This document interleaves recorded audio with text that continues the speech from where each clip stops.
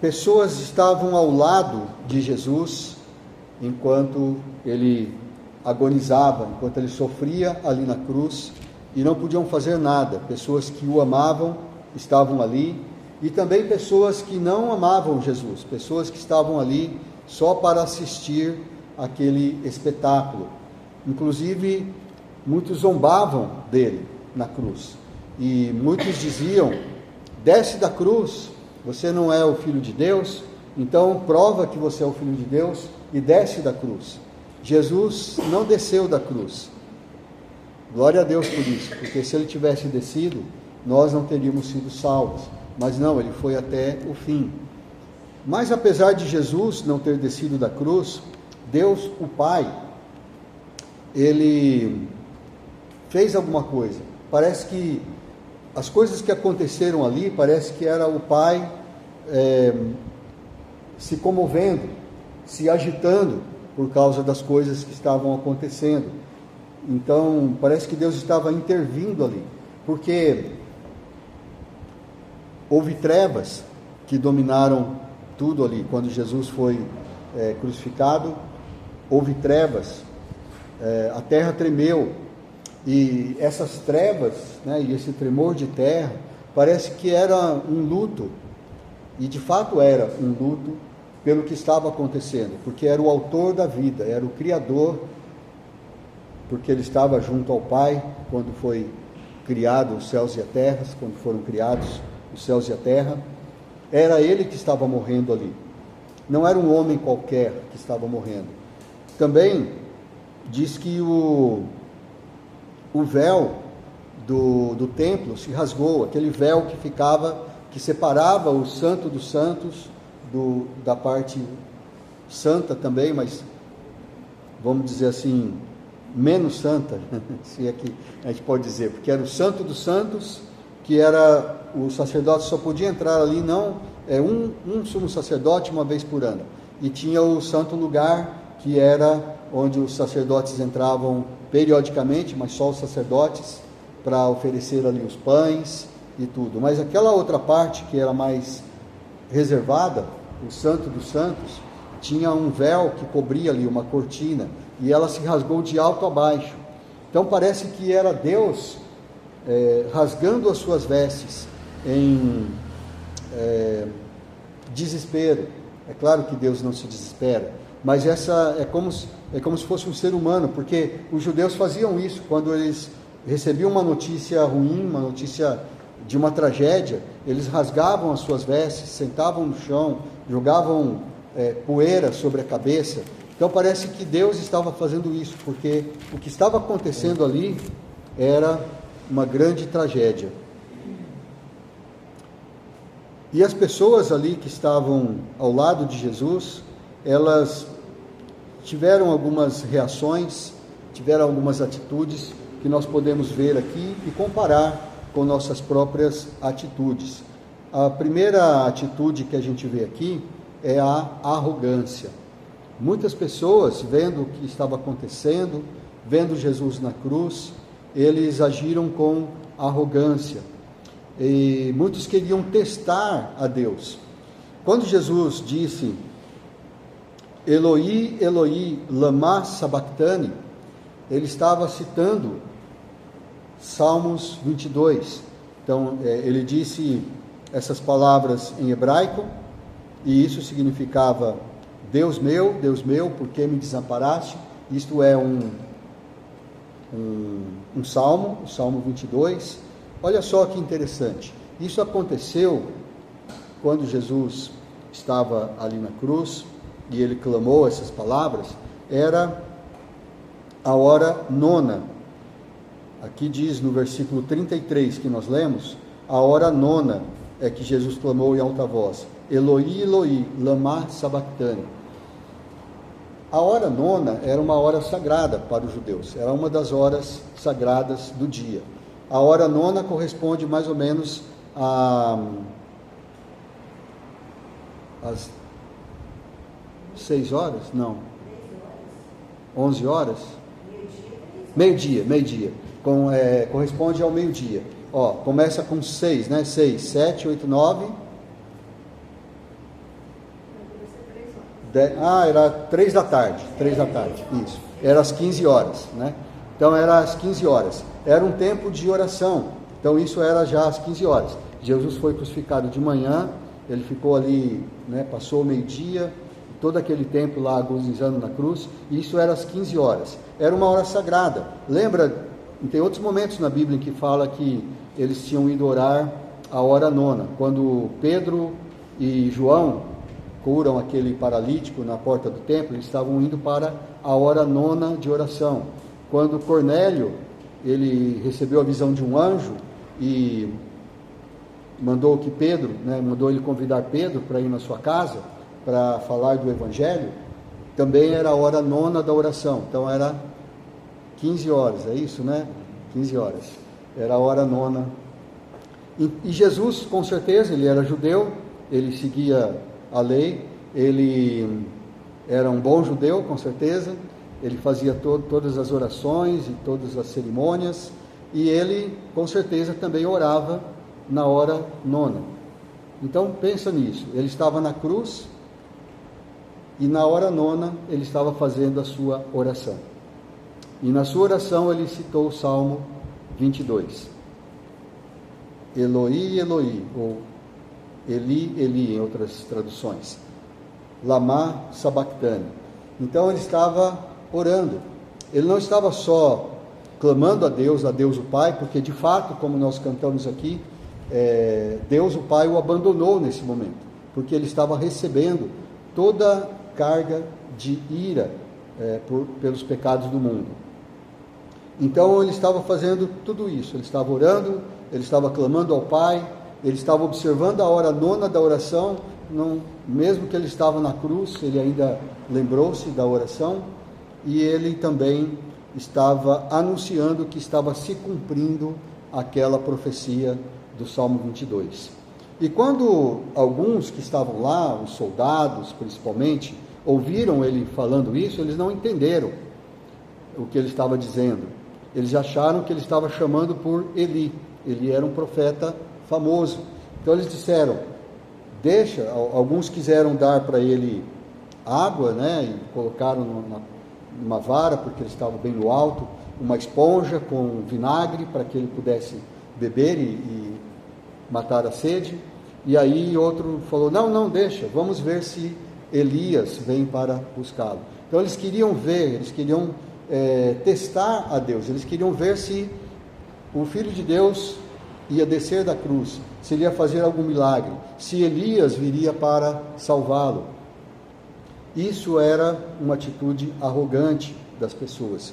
Eles não estavam entendendo o que estava acontecendo ali, e eles estavam se colocando numa posição de quem faz um teste com Deus. Muitas pessoas agem assim, e nós, muitas vezes, sem pensar, estamos fazendo isso também.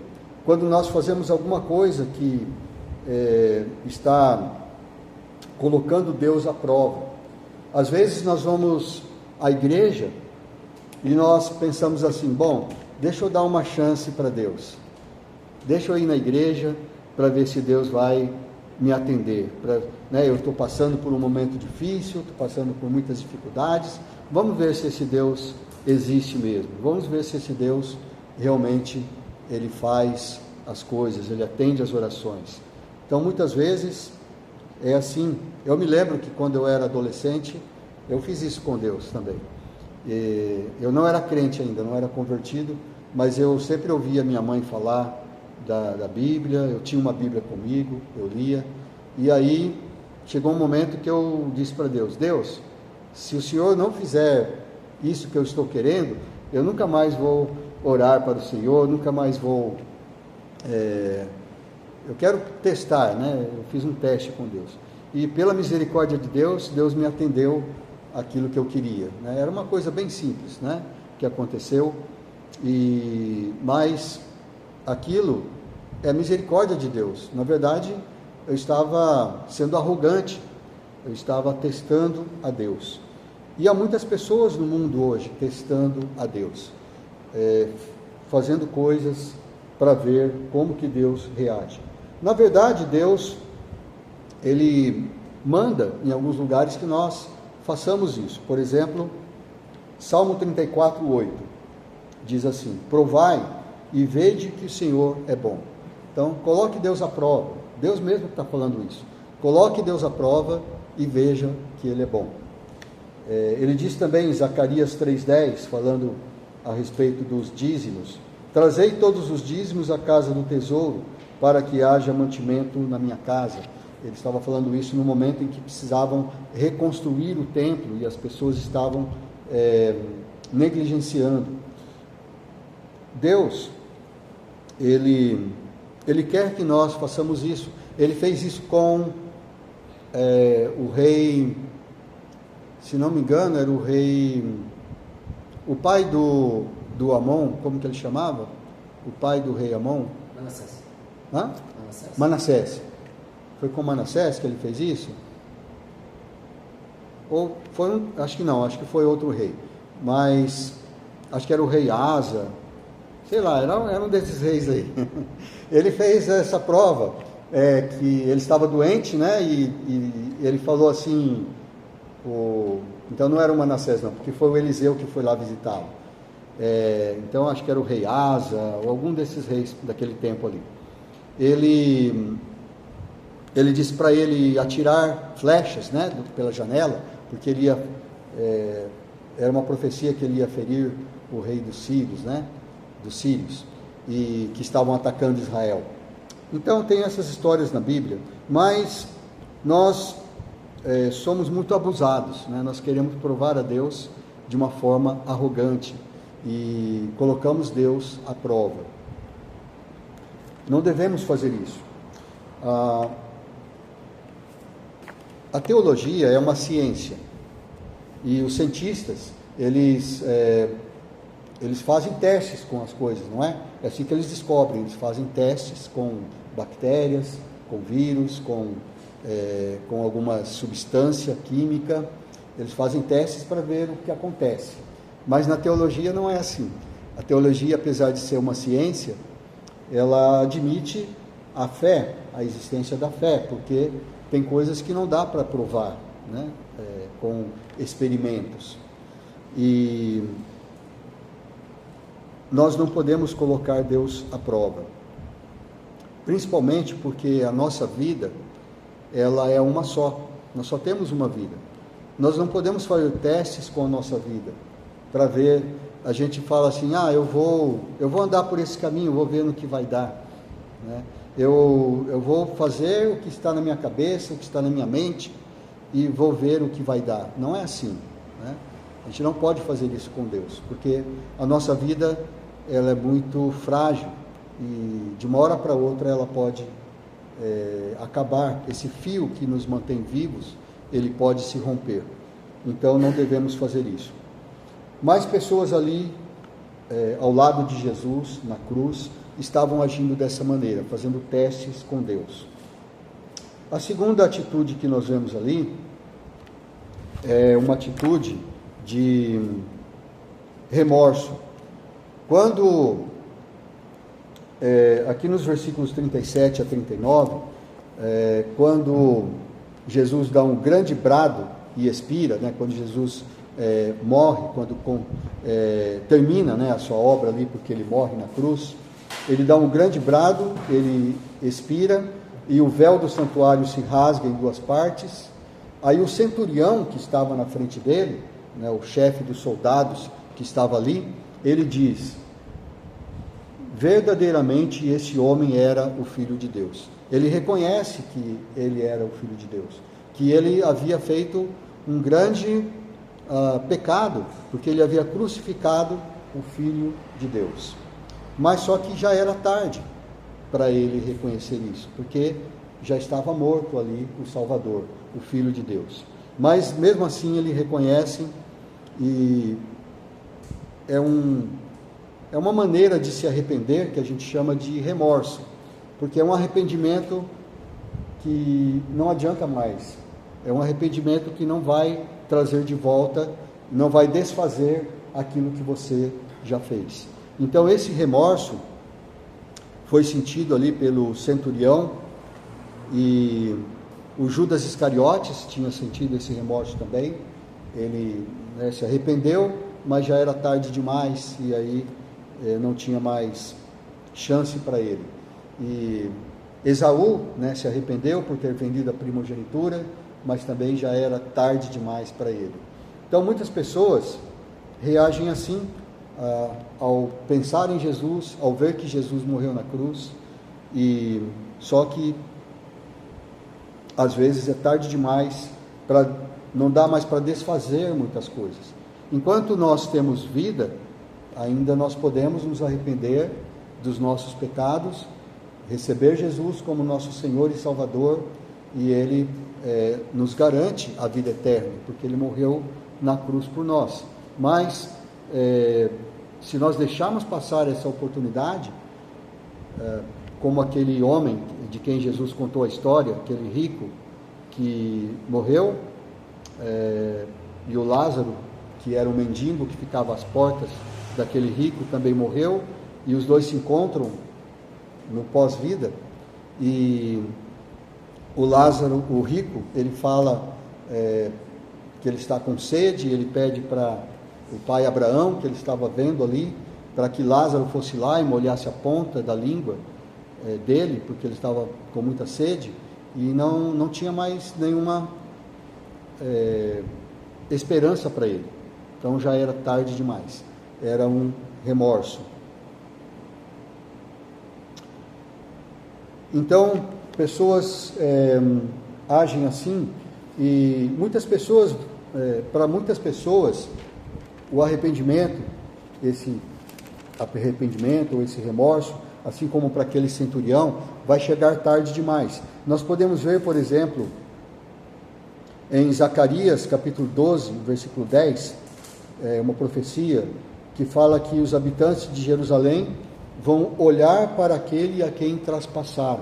Então um dia os judeus vão reconhecer o que eles fizeram quando crucificaram, quando entregaram Jesus a Pilatos para ser crucificado, mas vai ser tarde demais. Para aqueles que estão vivos ainda não, ainda podem se arrepender e se converter, mas para aqueles que já morreram não tem mais esperança. Isaías 45, 23 também diz que diante de mim, Deus falando, diante de mim se dobrará todo o joelho e jurará toda língua. Então um dia todos, sem exceção, vão ressuscitar dentre os mortos. Tanto os bons quanto os maus vão ressuscitar. Tanto aqueles que aceitaram a Cristo, quanto aqueles que desprezaram a Cristo, vão ressuscitar. E todos eles vão se dobrar. É isso que está dizendo em Isaías 45, 23. Diante de mim se dobrará todo o joelho, e toda língua vai jurar. Então, um dia todos vão se curvar diante de Deus. Só que para aqueles que desprezaram Jesus, para aqueles que não receberam Jesus, vai ser tarde demais. Mas esse dia vai chegar. Vai ser um arrependimento, mas um arrependimento que não vai mais trazer vida. Não dá mais para desfazer o que eles fizeram. Então essa é uma das atitudes ali das pessoas que estavam ao lado de Jesus, essa atitude de remorso. Uma terceira atitude, esta sim é uma atitude louvável, é uma atitude de humildade.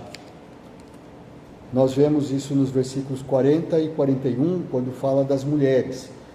Estavam ali também algumas mulheres, observando de longe, entre elas Maria Madalena, Maria, mãe de Tiago, o menor, e de José, e Salomé, as quais, quando Jesus estava na Galileia, o acompanhavam e serviam, e além destas, muitas outras que haviam subido com ele para Jerusalém.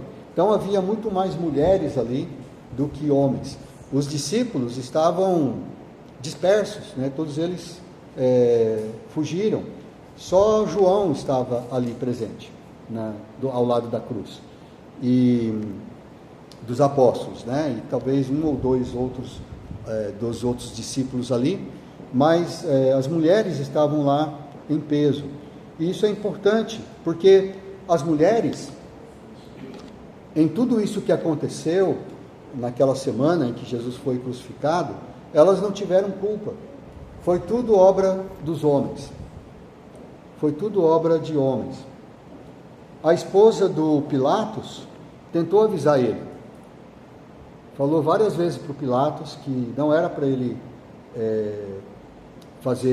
entregar Jesus para ser crucificado. Nós não sabemos de outras mulheres, mas quem sabe a mulher do centurião, que estava ali na cruz, e que disse, esse era verdadeiramente o Filho de Deus, mas ele já tinha crucificado Jesus. Quem sabe a mulher dele também tinha falado com ele. Quem sabe a mulher dos soldados também estavam falando, olha, não faça isso, ele é um homem justo, não tortura ele. Mas os homens são teimosos, os homens são cabeça dura. Os homens desprezam as mulheres, pelo menos naquele tempo ainda muito mais, né? As mulheres não tinham autoridade, poucas mulheres tinham autoridade, né? Que se sobressaíam.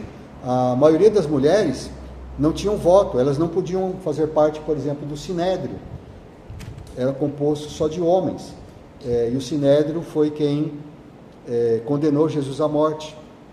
Nem todos do Sinédrio, né? Porque também fazia parte do Sinédrio o Nicodemos e o José de Arimateia. Pelo menos esses dois a gente sabe que não concordavam. E havia outros também que não concordaram. Mas a maioria dos homens ali deu a sentença de morte para Jesus. Quando lá no Jardim do Éden, a Eva comeu do fruto proibido e entregou para Adão, aí foi culpa da mulher, né? A mulher, ela foi tentada, ela cedeu à tentação e ela ainda induziu o homem, é isso que o Paulo fala, né? O Paulo fala assim, as mulheres devem ficar caladas na igreja, porque o homem não foi enganado, quem foi enganado foi a mulher. Mas aí é pior ainda, né? Porque o homem, sem ser enganado, ele ainda tomou do fruto proibido, né? Que não era para comer. Mas nesse caso aqui, as mulheres merecem toda a honra, né? Porque elas não tiveram nenhuma culpa nisso. Mas elas estavam ali ao lado de Jesus com uma atitude de humildade. E nós vemos, por exemplo, em Lucas capítulo 23, 55, até o Lucas 24, 10, nessa passagem, a gente vê lá como que as mulheres agiram, como que elas foram, acompanharam o corpo de Jesus, viram onde ele foi posto, depois elas voltaram para preparar os aromas, e depois elas saíram de madrugada, antes de amanhecer, para cuidar do corpo de Jesus. Então, uma atitude de humildade, vendo ali o Senhor morto na cruz, sabendo que ele era inocente, sem saber o que fazer, mas não saíram do lado de Jesus, ficaram ali ao lado. Então, qual é a sua atitude diante disso tudo? Ao você contemplar, você não está vendo fisicamente, mas você sabe o que aconteceu. A palavra de Deus diz, todo mundo reconhece, até os que não creem na Bíblia, reconhecem que Jesus foi crucificado, que ele era inocente e que nós, os cristãos, cremos no que a Bíblia fala, que ele morreu porque ele se entregou pelos nossos pecados, que ele não precisava ter morrido na cruz, mas ele se entregou. Qual é a sua reação? Você está reagindo com arrogância, tentando colocar Deus à prova, tentando viver a sua vida para ver no que vai dar, para ver o que Deus vai fazer? Você está agindo com remorso, né? Você talvez se arrepende de muitas coisas que você fez, mas esse arrependimento não está te levando a buscar Jesus, a entregar a sua vida a Jesus enquanto há tempo, ou você está procurando agir com humildade, assim como as mulheres que não sabiam o que estava acontecendo, estavam chorando, estavam desesperadas, mas elas estavam ali ao lado de Jesus, e elas depois é claro, viram que Jesus ressuscitou, mas até aquele momento elas estavam ali sem saber o que fazer, sem saber o que estava acontecendo, mas buscando estar com Jesus. Então, que a sua atitude e a minha atitude seja de humildade diante de Jesus, que possamos buscar a Jesus e saber da sua vontade, da vontade de Deus para nossas vidas. Amém? Que Deus seja assim para todos nós.